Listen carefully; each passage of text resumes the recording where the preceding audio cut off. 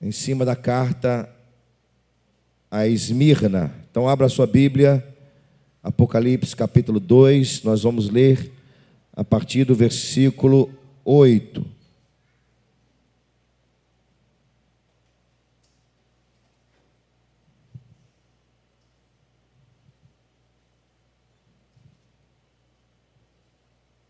Apocalipse capítulo 2, a partir do versículo 8. Ao anjo da igreja em Esmirna escreve: essas coisas diz o primeiro e o último, que esteve morto e tornou a viver. Conheço a tua tribulação, a tua pobreza, mas tu és rico, e a blasfêmia dos que a si mesmos se declaram judeus e não são, sendo antes sinagoga de Satanás. Não temas as coisas que tens que sofrer. Eis que o diabo está para lançar em prisão alguns de vós, para ser dispostos à prova, e tereis tribulação de 10 dias. Sê fiel até a morte, dar-te-ei a coroa da vida. Quem tem ouvidos, ouça o que o Espírito diz às igrejas. O vencedor de nenhum modo sofrerá dano da segunda morte. Que o Senhor nos fale por sua palavra nesta preciosa manhã. Amém, amados? Amém. Glória a Deus. Então hoje iremos falar sobre a igreja em Esmirna. E o tema é Esmirna, uma igreja verdadeiramente rica. Uma igreja verdadeiramente rica. Meus amados, Deus nunca condenou riqueza. A Bíblia não condena a riqueza financeira. De maneira nenhuma. A verdadeira riqueza, é claro que ela não está no dinheiro. Mas a Bíblia nunca condenou a riqueza. A verdadeira riqueza não está em ter as coisas em si, e sim em ser. E aqui nós temos a declaração de Jesus de que esses irmãos eram pobres no que diz respeito a recurso financeiro, mas que na verdade era uma igreja rica. Essa igreja é a igreja de Esmirna. Esmirna significa mirra. Mirra é uma essência muito cara e rara, mas ao mesmo tempo amarga. Isso vai nos informar que esses irmãos passaram um tempo de amargura por causa da perseguição. A igreja de Esmirna, ela vai corresponder 200 anos de história da igreja. Falei na semana passada para os irmãos que as 7 igrejas da Ásia Menor, elas correspondem a 7 períodos da história da igreja de Cristo. E Esmirna, ela corresponde a 7 períodos da história da igreja.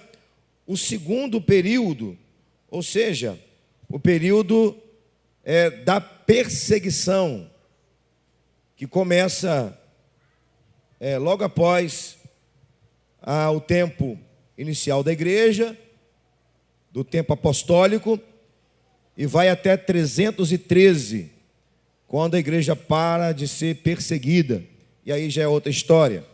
Mas Esmirna, nesse contexto histórico, corresponde ao segundo período da história da igreja, o período da perseguição. É sobre essa igreja que quero falar a vocês nessa manhã. E você pode reparar que são poucos versículos. São pouquíssimos versículos, né? Nós temos aqui apenas 4 versículos. Ou seja, essa mensagem é simples, como é o Evangelho. Mas o fato de ser simples não significa dizer que não seja profunda essa mensagem. E de fato é muito profunda. É uma igreja simples, mas ao mesmo tempo uma igreja profunda. E por isso que ela tem apenas 4 versículos. Outra coisa que destaco aqui, meus irmãos, é a forma como Jesus se apresenta à igreja de Esmirna.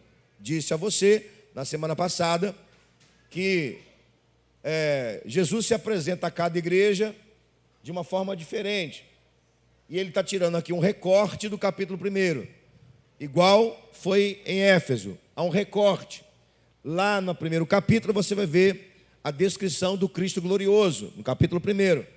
Então, para a igreja de Éfeso, Jesus vai se apresentar como aquele que conserva na mão as estrelas, e é o candeeiro. Para a igreja de Esmirna, Jesus se apresenta como sendo aquele que foi morto e se tornou a viver. Tudo isso está no primeiro capítulo, são recortes. Jesus então se apresenta a essa igreja, a igreja de Esmirna. Essa igreja, ou melhor, essa cidade, era uma cidade muito rica. Muito rica. Seu potencial comercial, de comércio era muito forte. Ela era forte politicamente. Ela era uma cidade que tinha uma biblioteca enorme, grande, magnífica. Esmirna era uma cidade com as ruas largas. Tinha aqui templos suntuosos, grandiosos. Tinha um templo de adoração ao deus Baco, deus do vinho. Esmirna era uma igreja, uma cidade, melhor dizendo, que tinha um teatro muito importante para a época. A cidade também, anualmente, recebia jogos olímpicos. Era uma cidade de origem grega, então, naturalmente, os jogos eram muito fortes. E essa cidade, por ser rica e forte, evidentemente que os seus cidadãos eram ricos. E você pode reparar que Jesus, mais uma vez, Jesus vai dizer que esses irmãos se tornaram pobres. E por que então esses irmãos se tornaram pobres? Eu quero que você preste atenção, por favor, porque faz parte aqui do pano de fundo para a gente chegar na mensagem propriamente dita. Por que os irmãos Esmirna se tornaram pobres? Por quê? Simples. Esses irmãos foram perseguidos.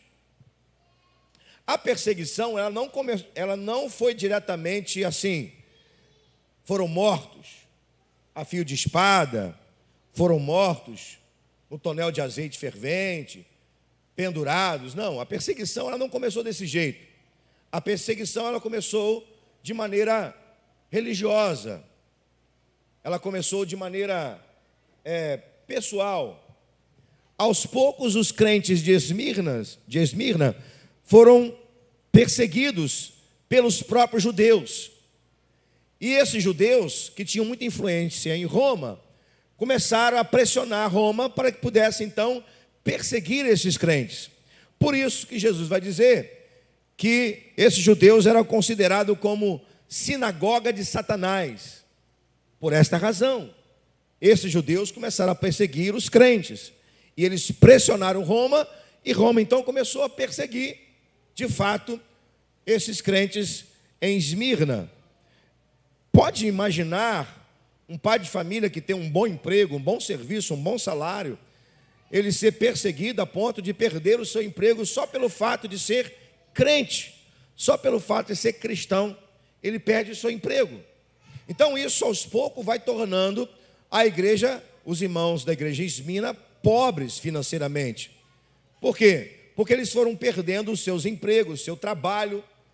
Havia conspiração. Ninguém podia comprar nada dos crentes de Esmirna.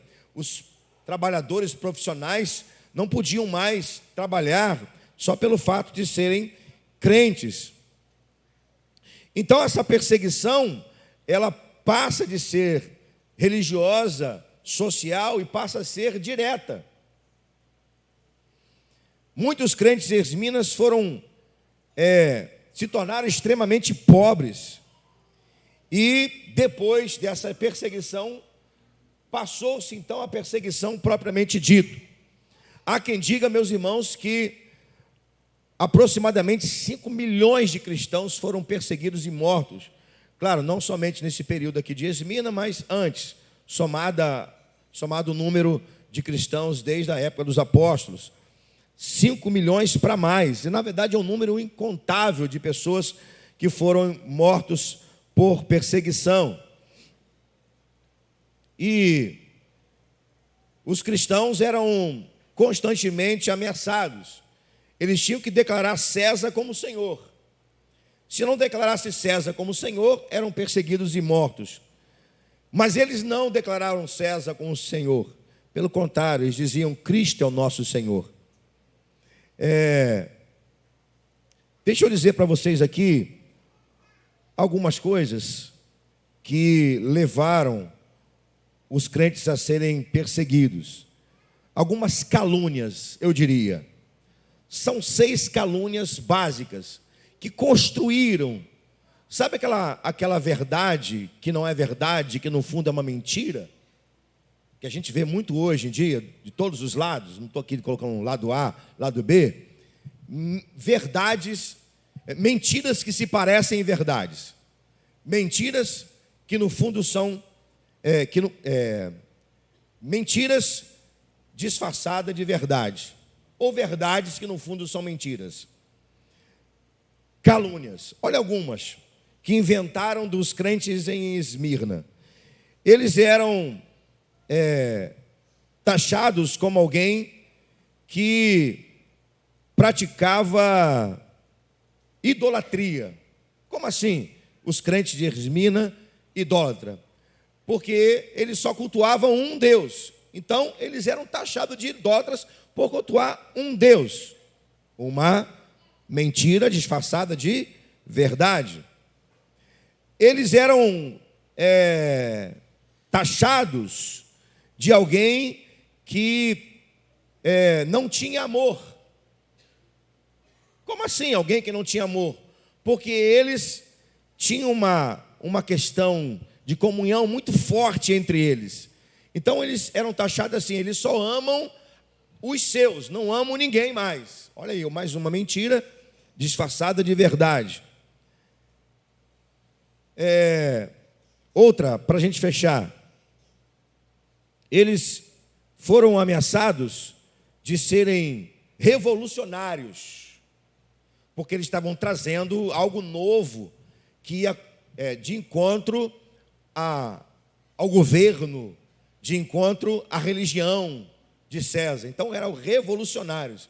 Mais uma mentira disfarçada de verdade. Por conta disso, eles foram perseguidos e mortos. Então veja bem, esse período aqui é o segundo período, é o período da perseguição. Eram irmãos que foram perseguidos e mortos. Por isso, meus irmãos, agora entrando aqui na mensagem, que Jesus vai dizer que essa igreja, na verdade, não era pobre, era uma igreja rica, riquíssima. Porque a riqueza de Esmirna era espiritual. Baseado nisso, por que essa igreja foi considerada rica por Jesus? Por que essa igreja foi considerada rica por Jesus? Em primeiro lugar, porque ela foi comprometida com a obra, mesmo num tempo de tribulação. Essa igreja foi rica porque ela foi comprometida com a obra, mesmo no tempo da tribulação. Muito embora o texto não fale a palavra obra aqui, não tem a palavra obra, lá na carta a Éfeso tem a palavra obra. Jesus fala no versículo 2, conheça as tuas obras. Aqui não tem a palavra obra, mas essa igreja ela era comprometida com a obra. Essa igreja era envolvida com pessoas, com os crentes, com gente. E essa igreja, em meio à perseguição, não deixou de fazer a obra de Deus. Ela ficou envolvida com a obra de Deus. Obra aqui é alcançar pessoas, é cuidar de pessoas, é cuidar de gente. Já falei isso. Obra não tem nada a ver, ou não tem a ver, em primeira instância, em primeiro lugar, com aquilo que a gente pode construir, tijolo, cimento. Isso aqui é uma obra, tudo aqui é obra, mas essa aqui não é a obra principal. A obra principal diz respeito a pessoas, diz respeito a gente, diz respeito a cuidar de pessoas, a discipular pessoas, orar para que pessoas sejam saradas e curadas, diz respeito a ajudar as pessoas a serem melhores pessoas. A obra de Deus é isso.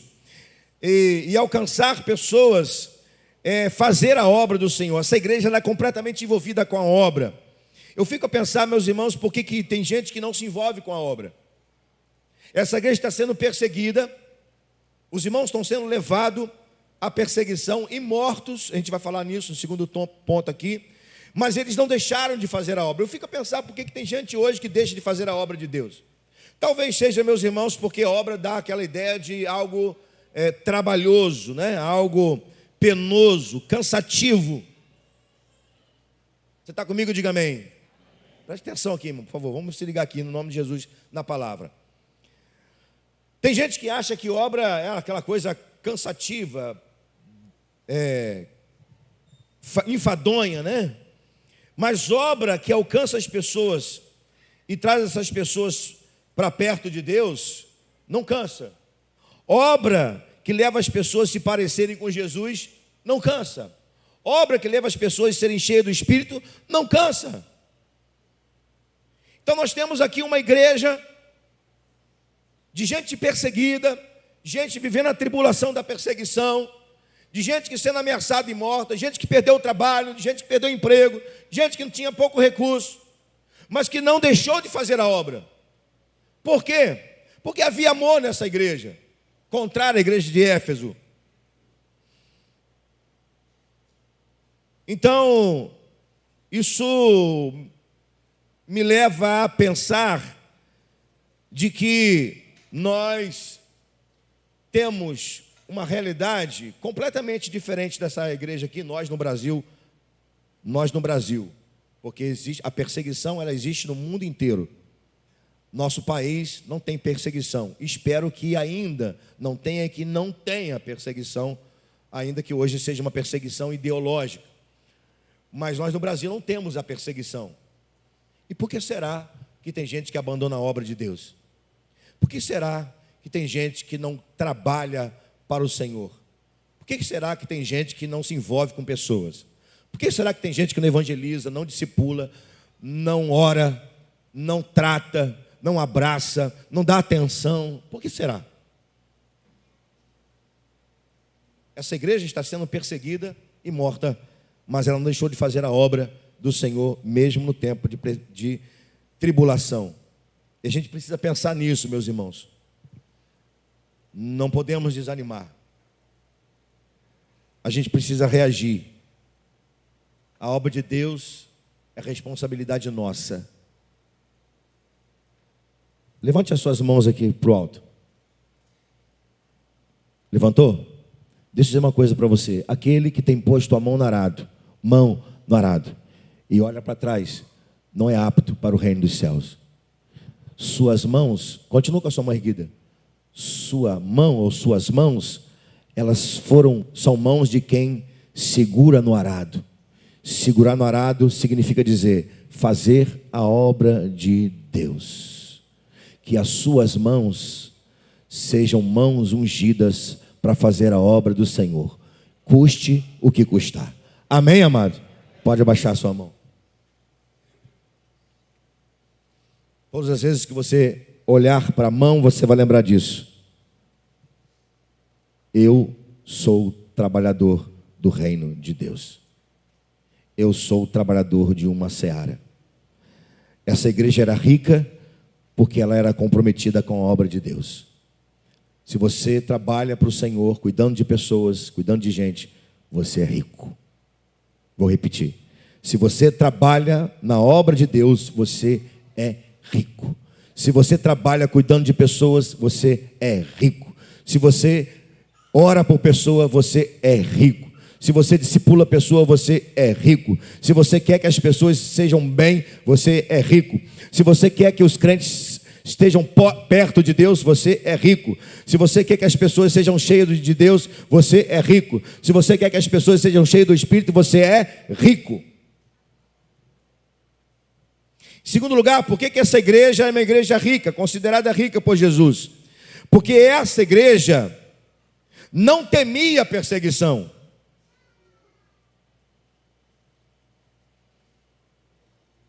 Jesus está aqui dando uma palavra de encorajamento à igreja.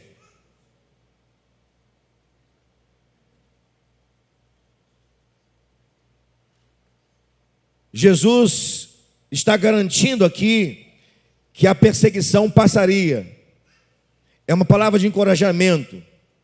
Perseguição é sinal de martírio, e martírio é sinal de sofrimento. Mas essa igreja não temia a perseguição. Nós vamos chegar lá na igreja de Laodiceia e você vai ver que lá tem uma expressão assim: quem dera vocês fossem frio ou quente.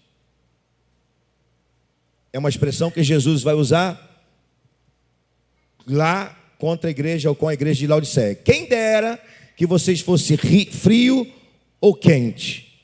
Antigamente eu achava que essa expressão significava dizer que assim, quem sabe, quem dera que a pessoa ainda não conheceu Jesus, ou seja, é frio. Ou quem dera que a pessoa fosse avivado, quente. Não é nada disso. Jesus está se referindo a duas igrejas. Quem dera que vocês fossem frio, está se referindo a essa igreja aqui, Esmirna. Ou quem dera que vocês fossem quente, está se referindo à igreja de Filadélfia. Por que frio? Porque essa igreja, ela reagia com frieza à perseguição.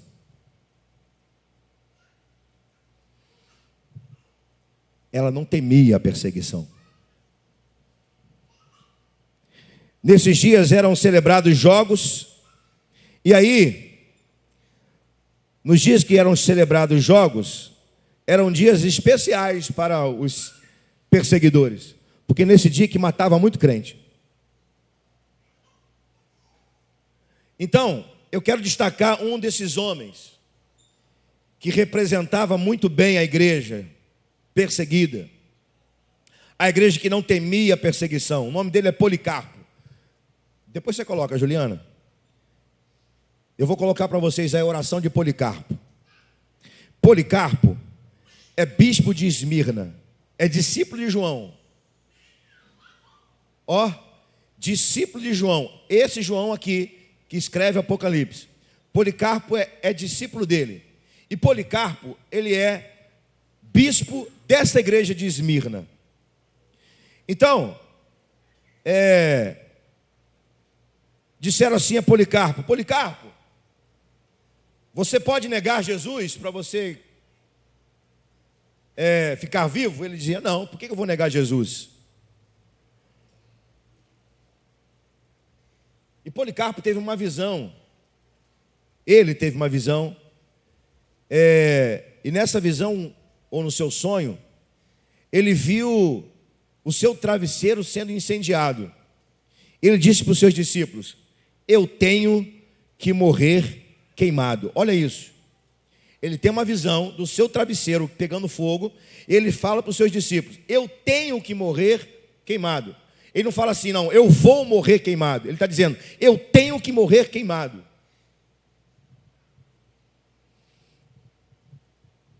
Então, o que vai acontecer com Policarpo? Eles vão dizer assim: Policarpo, nega Jesus.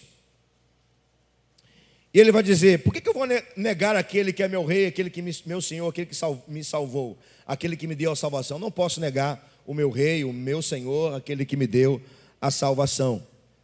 Aí os judeus, sabe o que fizeram? Juntaram madeiras, por isso que é chamado de sinagoga de Satanás. Juntaram madeiras e fizeram a própria, o próprio lugar onde Policarpo seria queimado. E Policarpo não quis nem ser amarrado. E olha a palavra dele: Vocês me ameaçam com fogo que queima durante um pouco tempo e em seguida se apaga. Isso porque vocês não conhecem o fogo dos ímpios no juízo vindouro, que nunca vai se apagar.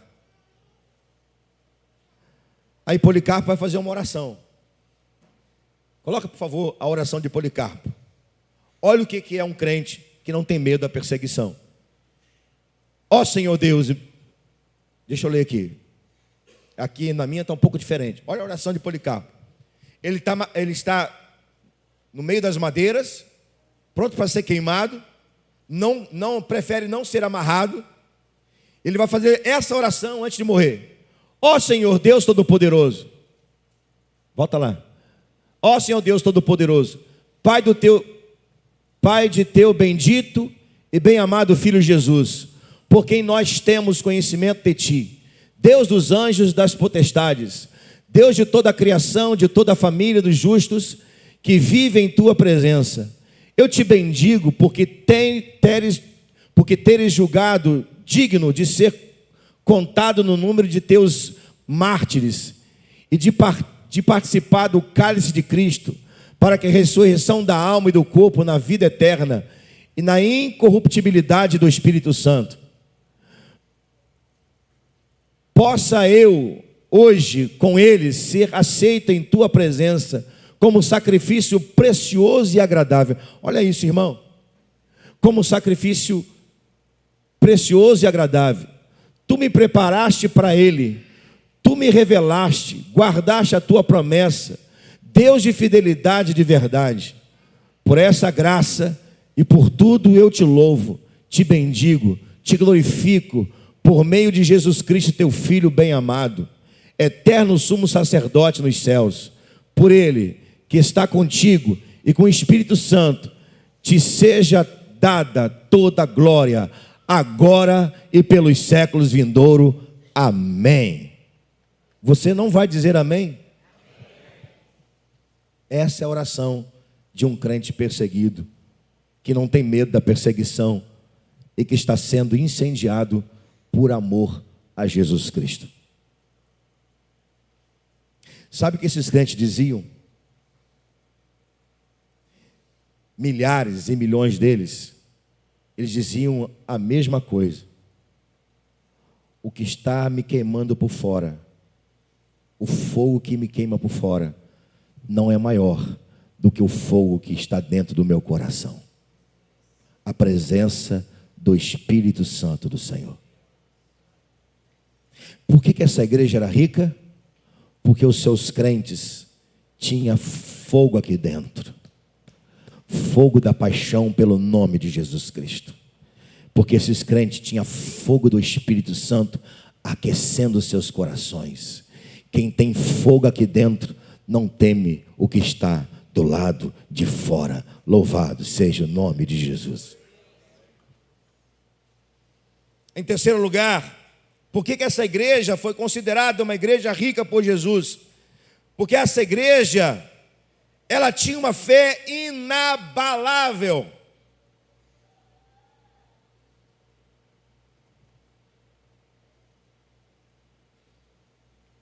Das 7 cartas, 2 delas não têm repreensão de Jesus. São 7 cartas. Dessas 7 cartas, 5 igrejas vão receber repreensão de Jesus. 2 igrejas não vão receber repreensão de Jesus, só exortação. E vou repetir o que é exortação. Exortação não é cajadada. Exortação é descer no nível que a pessoa está e subir junto com ela.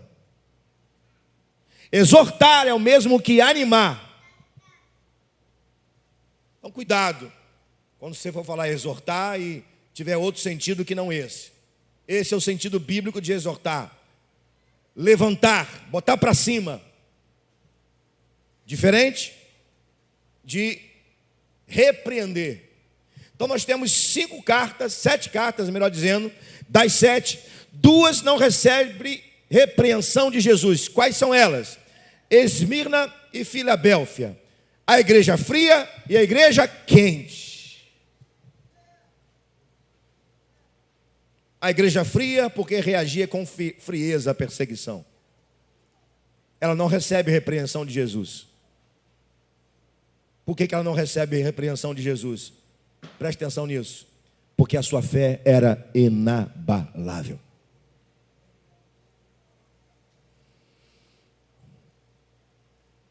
Fé inabalável. Jesus vai dizer no versículo 10: nada temas das coisas que há de padecer. Nada temas das coisas que há de padecer. Os crentes em Esmirna iam para a prova. Os crentes de Esmirna iam para o lugar onde as feras eram soltas, para serem comidos vivos. Os crentes em Esmirna iam para tonel de azeite fervente. Mas nada abalava a fé desses irmãos. Eles permaneciam firmes no propósito de exaltar o nome de Jesus Cristo.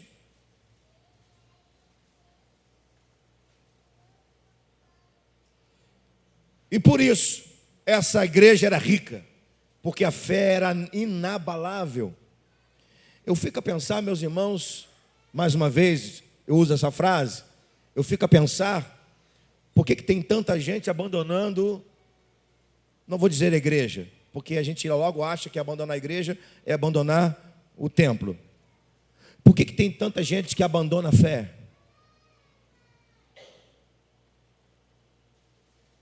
Por que será? A gente lida todo dia com gente que abandona a fé porque perdeu alguma coisa que às vezes nem é nem de tanto valor. Nós somos comissionados por Deus nessa hora, nós somos chamados por Deus nessa hora a olhar para esta igreja. Uma igreja que não abalou-se na fé. A fé era inabalável. Eu quero que você preste atenção. Eles provavam a sua fé no máximo, no nível máximo. Qual o nível máximo? Morte. Morte por perseguição. Eles não perderam a fé porque perderam o emprego. Eles não perderam a fé porque tinha pouca comida. Eles não perderam a fé porque não perderam o carro. Eles não perderam a fé porque perderam a saúde. Não perderam a fé porque tiraram deles o privilégio de cultuar. Não. Eles não perderam a fé por nada, porque a fé era inabalável. Deus não tem prazer naqueles que retrocedem. Deus não tem prazer naqueles que retrocedem na fé. Hebreus 10 diz isso. Hebreus capítulo 10 vai falar. Deus vai dizer que Ele não tem prazer naquele que retrocede. Retrocede na fé. O capítulo 11 fala da galeria da fé. O capítulo 10 anterior vai dizer que Deus não tem prazer naqueles que retrocedem na fé. Por isso que você vai ver no galeria da fé homens e mulheres que nunca retrocederam. Agora eu quero que você leia comigo, por favor. Vá lá para Hebreus capítulo 11 e você vai ver esses irmãos na galeria da fé. Hebreus 11. Eu vou ler aqui, versículo 37. Olha isso. Hebreus 11, 37. Vou ler o 36.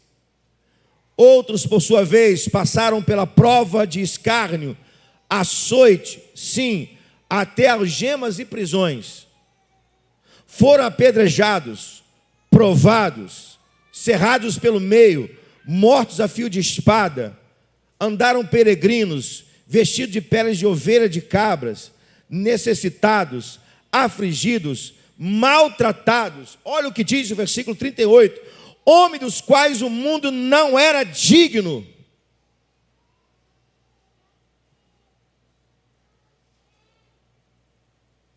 Por isso que a igreja de Éfeso era uma igreja rica. Porque esses irmãos tinham fé inabalável. Meu irmão, não retroceda na fé. Permaneça com a sua fé inabalável. Quando a Bíblia fala de fé, ela não está falando na crença, naquilo que a gente pode receber de Deus. Preste atenção nisso, por favor. Quando a Bíblia fala de fé, ela não está falando na crença daquilo que a gente pode receber de Deus. Quando a Bíblia fala de fé, ela está falando na crença, no crer, na pessoa que Deus é. Eu vou repetir. Quando a Bíblia fala de fé, ela não está falando na crença naquilo que Deus pode fazer. Quando a Bíblia fala de fé, ela está falando na crença naquilo que Deus é. Porque se a gente colocar nossa fé na crença naquilo que Deus pode fazer, a gente vai fazer de Deus um ídolo nosso. Deus não é um ídolo nosso. Deus é nosso Pai. Deus é nosso provedor. Deus é nosso Senhor. Deus é nosso Criador. Deus é nosso amado. É o amado das nossas almas. Nós cremos no Deus eterno, único, verdadeiro, poderoso, que está sentado no alto sublime trono, que governa todas as coisas, que está presente na nossa vida, que nos faz acordar pela manhã e receber sua misericórdia, e à noite colocar nossa cabeça no travesseiro e ter a certeza que Ele está nos dando descanso, sabendo que Ele está conosco durante o nosso sono. Esse é o nosso Deus. É nesse Deus que a gente acredita. E por isso que a fé de crente que crê em Deus dessa forma é uma fé inabalável. O dia que a gente deixar de crer nesse Deus dessa forma, repito, nós faremos de Deus um ídolo.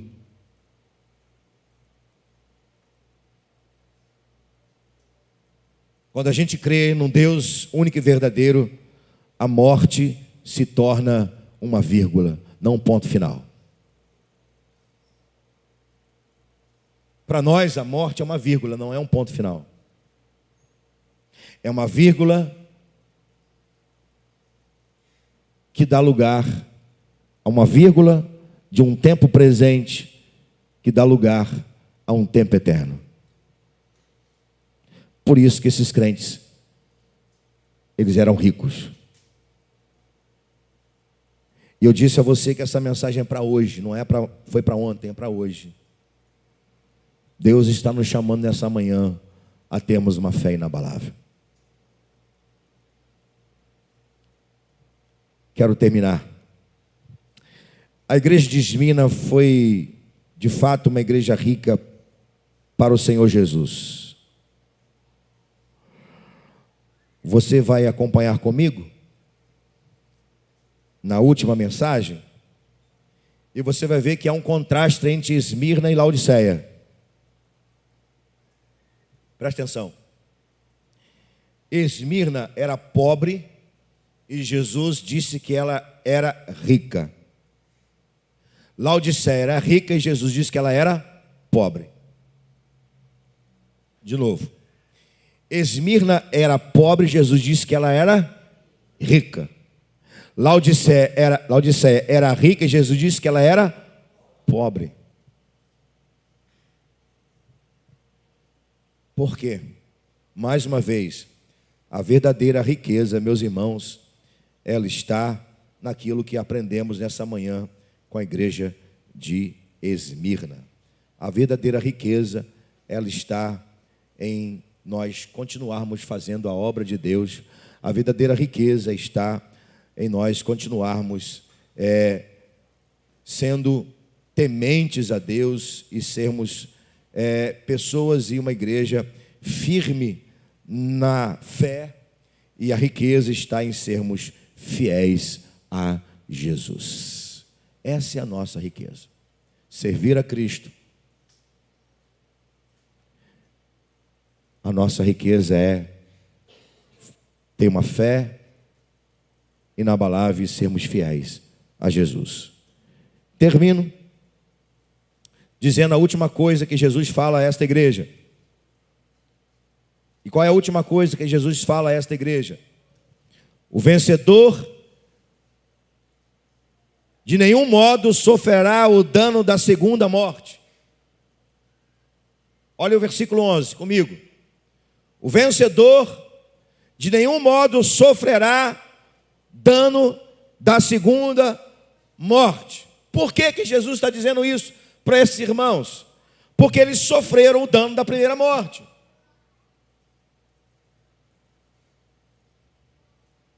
E qual foi a primeira morte? A morte natural.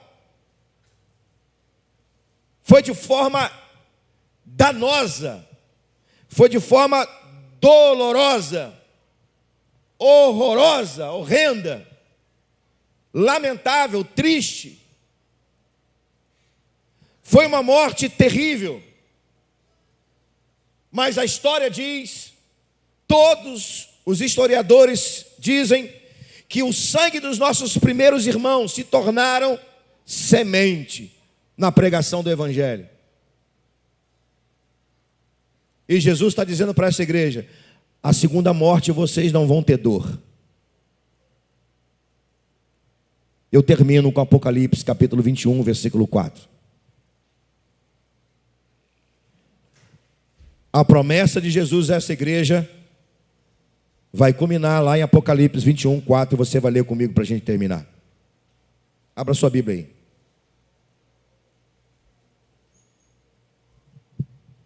Olha o que Jesus está falando para esta igreja, nos 2 versículos, e nesse versículo aqui, 21, a gente termina. De certa maneira, essa palavra é para nós. Ah, pastor, mas eu não sou perseguido. Talvez não seja igual os crentes lá de Esmirna, mas você seja perseguido no seu trabalho, na sua escola, porque você defende a sua fé, porque você é crente em Jesus, porque você é fiel a Jesus, porque você faz a obra de Jesus. Então essa palavra é para você e é para mim. Ao vencedor, quem é vencedor não terá o dano da segunda morte. Por quê? Porque não haverá segunda morte. 21, 4. Olha o que diz esse texto. E lhes enxugará dos olhos toda lágrima, e a morte não existirá, já não haverá luto, nem pranto, nem dor, porque as primeiras coisas passaram. Aleluia, glória a Deus, louvado seja o nome de Jesus. Fique em pé, irmão.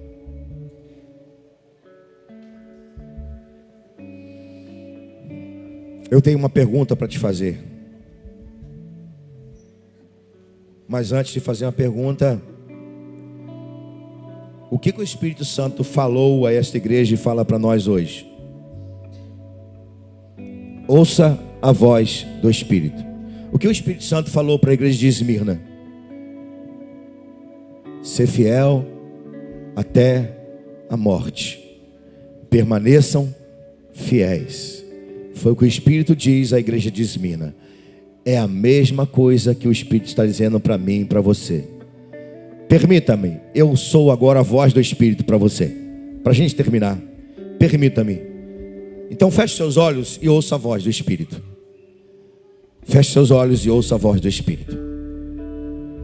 Eu vou juntar as duas palavras que o Espírito Santo já falou. A palavra em Éfeso e a palavra para Esmirna.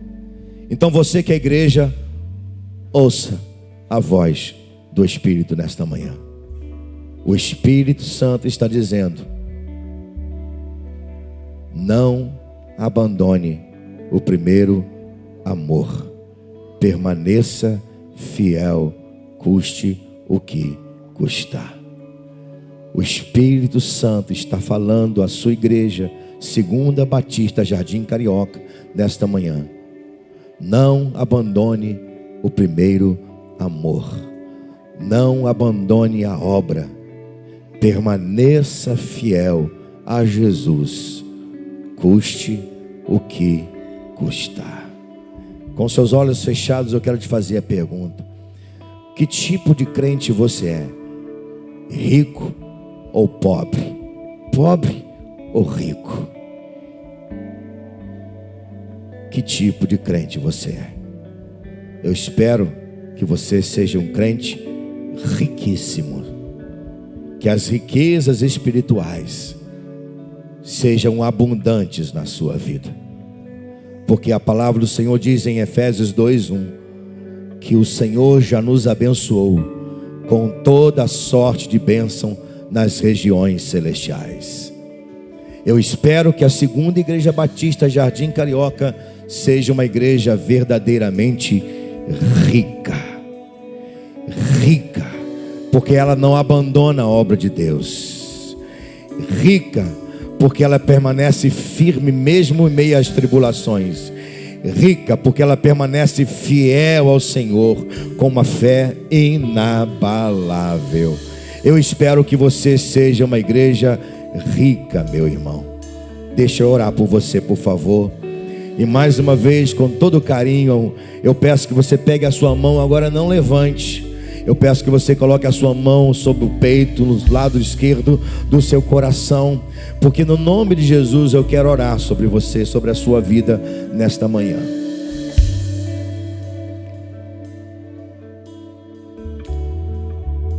Senhor Jesus, somos teu corpo, somos tua igreja,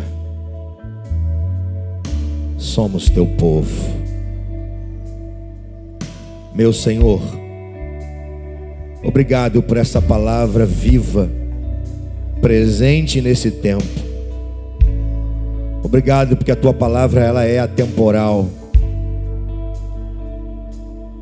Ela continuou mais de 2000 anos e chegou a nós aqui nesta manhã. Obrigado, Senhor, porque aqui se encontra parte da tua igreja.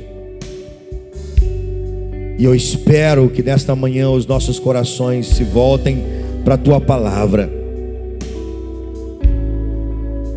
Senhor, eu oro para que a obra do Senhor não seja abandonada. Eu oro para que cada um dos meus irmãos coloque a mão sobre o arado e trabalhe, pois a tua seara é grande e são poucos os trabalhadores. Eu oro, Deus, para que, assim como Jesus, tenhamos os seus olhos e vejamos que as pessoas estão aflitas como ovelhas sem pastor. Eu oro, Senhor, para que a tua obra seja viva neste lugar, seja viva entre nós. Eu oro, Senhor, para que sejamos firmes. Eu oro nesta manhã, meu Deus, para que não sejamos abalados por nada, seja por perseguição, seja, Deus, por qualquer outra situação. Senhor, por favor, que sejamos crentes inabaláveis,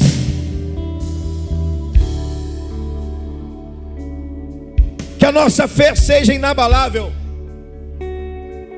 que a nossa fidelidade a Cristo, Deus, aconteça de verdade. Que sejamos uma igreja além do culto, além dos cultos, além das reuniões. Que sejamos uma igreja rica de verdade.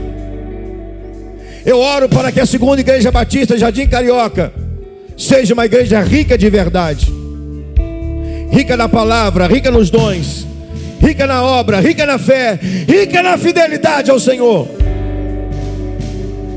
Eu oro, Deus, por essa riqueza preciosa, até o dia em que o Senhor, na eternidade, enxugará dos nossos olhos toda lágrima. Eu oro para que a obra do Senhor seja feita por nós, que uma multidão de pessoas carentes, doentes, em pecado, seja atendida, assistida pelo Evangelho pregado e vivido por nós, tua igreja, nesse lugar. Essa é a minha oração, Senhor, e creio que seja também a oração dos meus irmãos de coração, porque eles estão colocando as suas mãos em seus corações. Não deixa, Senhor, que haja aqui sinagoga de Satanás. Não permita que haja aqui sinagoga de Satanás, mentira, crentes frios, crentes, ó Deus, religiosos, facciosos. Não, Senhor, não, Senhor, não permitas, ó Deus, que aqui seja uma igreja fria à perseguição, fria as tentativas de Satanás de nos calar, e que seja uma igreja fervorosa no Espírito. Essa é a minha oração, Senhor, e a faço no nome poderoso de Jesus Cristo, teu Filho amado, nosso Senhor, nosso Salvador. Amém e amém. Aplauda o Senhor.